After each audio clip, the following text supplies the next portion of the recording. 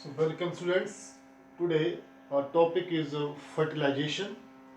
In our previous lecture uh, we have discussed about ostrich cycle and the first phase of fertilization. You can see the first part of fertilization we have discussed in the previous lecture. So in this lecture we would discuss about fertilization means the journey of sperm right from its entry inside the female reproductive structure up to the fusion with female gamete.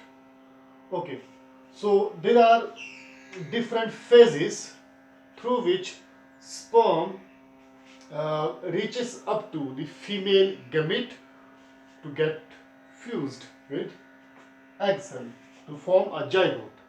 So there are different phases.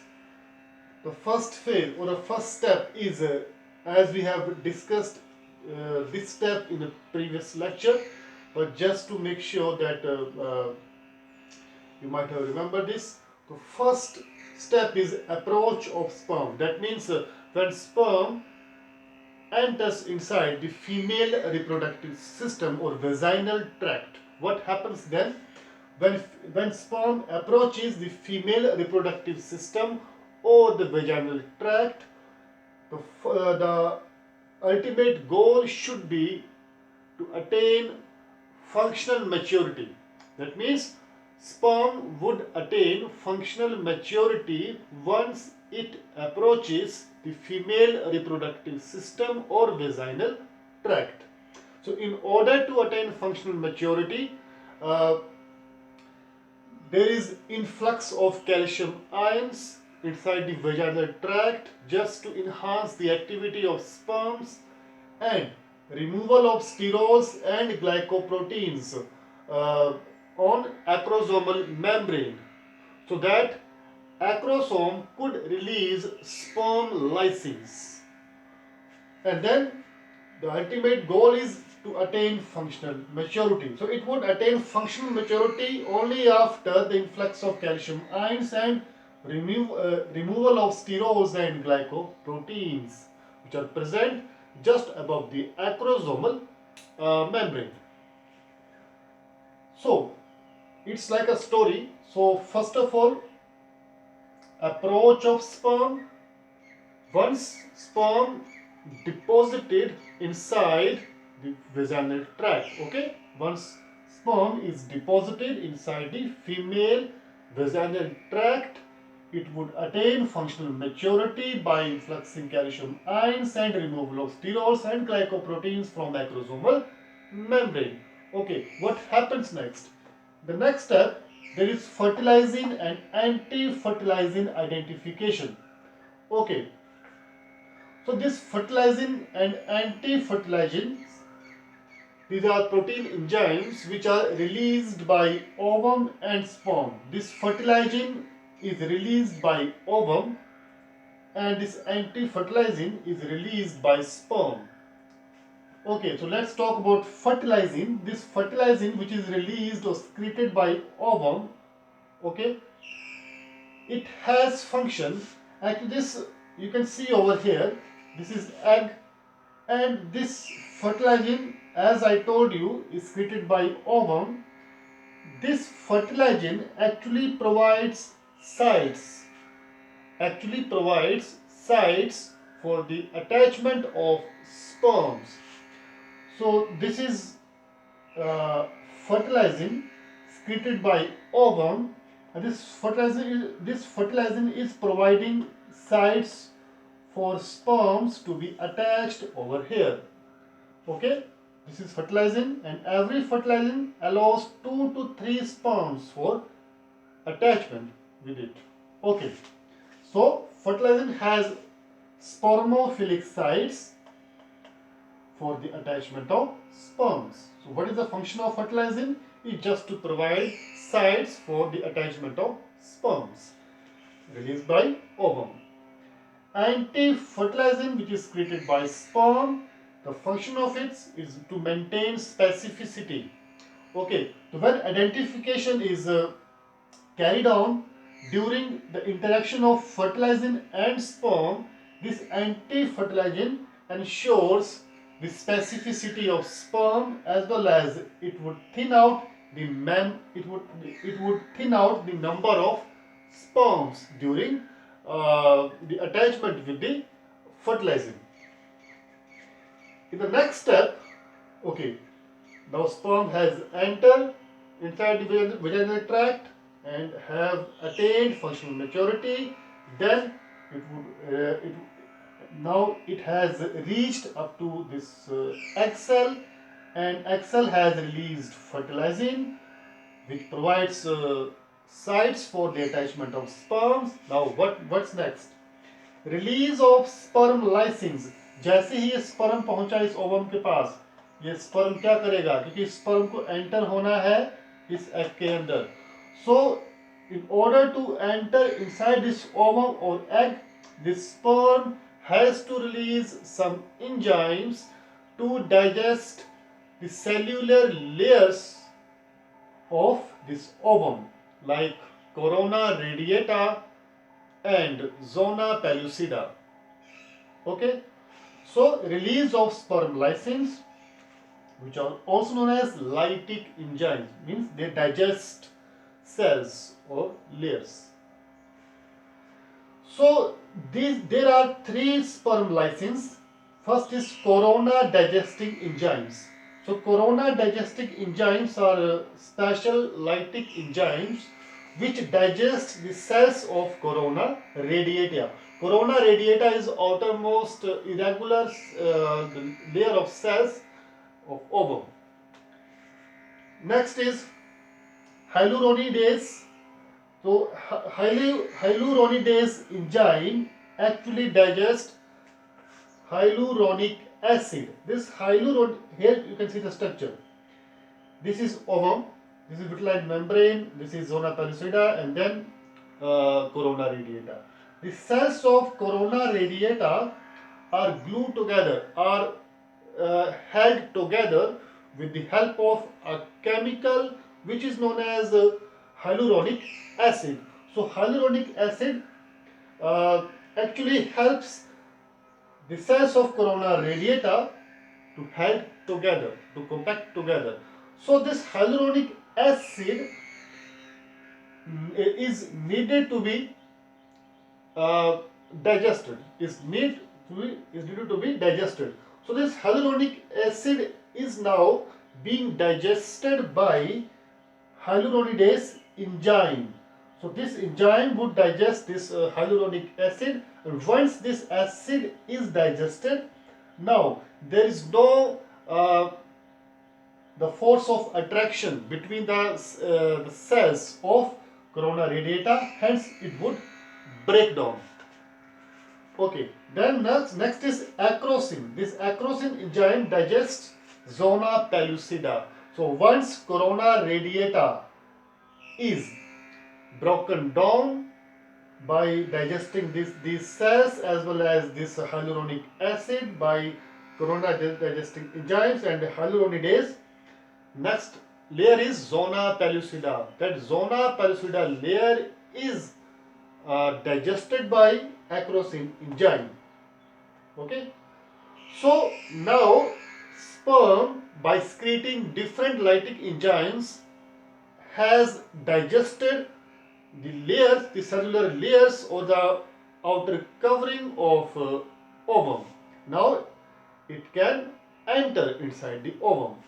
The next step, formation of reception, means now this sperm has digested corona radiata, hyaluronic acid and zona pellucida. Now it has approached the ovum or vitelline membrane. So when this sperm approaches the vitelline membrane or the ovum, what would happen? Formation of reception cone or fertilization cone. So here you can see this is vitelline membrane, and this is a slight conical structure formed. This conical structure is formed within this the layer of vitelline membrane in order to receive sperm and this conical structure is formed towards animal pole, because the side of animal pole actually receives sperm. So this conical structure is formed towards animal pole, and then this point and this conical structure, or this is a point where membrane gets dissolved.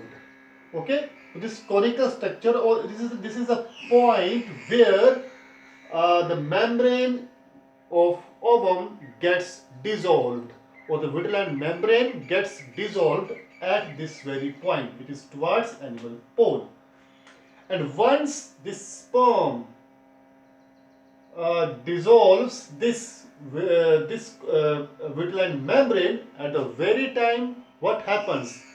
Trigger. What triggers this? This reception triggers meiosis 2, because as you know, uh, this egg was in the form of secondary oocyte.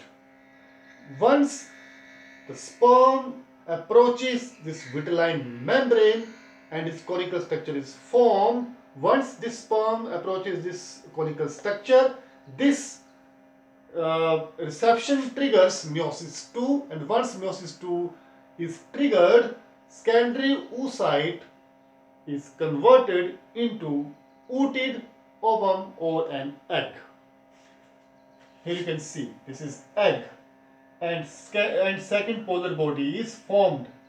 Second polar body is also formed, which is degenerated later. So now sperm has almost entered in the ovum, and this secondary oocyte now has become egg. Okay, after the meiosis 2. What happens next? Cortical reactions and formation of fertilization membrane. This is vitelline membrane, and this vitelline membrane slightly moves upward, and here you can see these are cortical granules, or you can say the part of cytoplasm. This is the inner part of ovum. This upper part, or as you know, the cytoplasm is differentiated into two regions. This outer or towards vitelline membrane is exoplasm, which is more dense, and this is ooplasm, which is less dense and has all the organelles present in it. So this vitelline membrane slightly moves above and forms a space where there is no cortical granules, and this space it forms like a mound. This space is known as perivitelline space, and now this slightly this membrane, which is slightly above the regular vitelline membrane, now this membrane is known as fertilization membrane, which is slightly above the vitelline membrane. This fertilization membrane and beneath this membrane, some of cortical granules are present in order to provide you can say the stability of this membrane to this membrane. This fertilization membrane actually has function to avoid polyspermy. That means once a sperm enters inside the ovum or egg cell, this fertilization membrane is formed immediately in order to avoid polyspermy, or it hinders the entry of another sperm inside the ovum. Okay, so this prevents polyspermy. That means only one sperm could enter inside the ovum, and it avoids the entry of another sperm. Okay, by forming this conical shaped or mound shaped fertilization membrane.